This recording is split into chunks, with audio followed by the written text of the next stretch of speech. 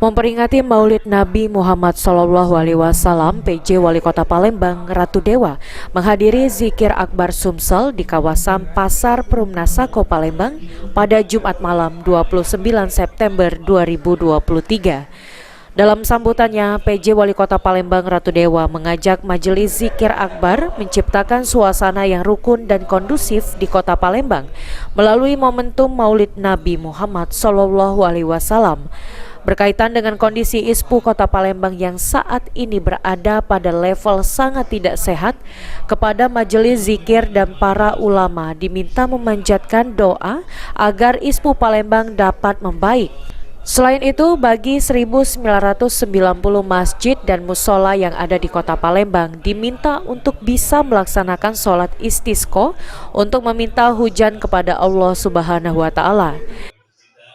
Kita senantiasa sehat karena ISPU kita cukup tinggi seperti kata Habib tadi, pada hari ini sudah tembus di angka 283.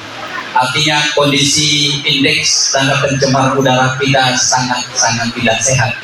Untuk itu mohon doanya para habib, para ulama sekalian, dan kita himbau juga ke seluruh masjid 1990 masjid dan musola untuk melaksanakan sholat istisqa, sholat minta hujan kehadiran Allah Azza wa Jalla.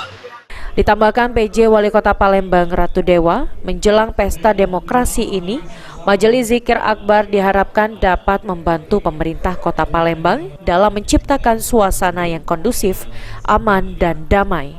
Sandi Pratama, PAL TV.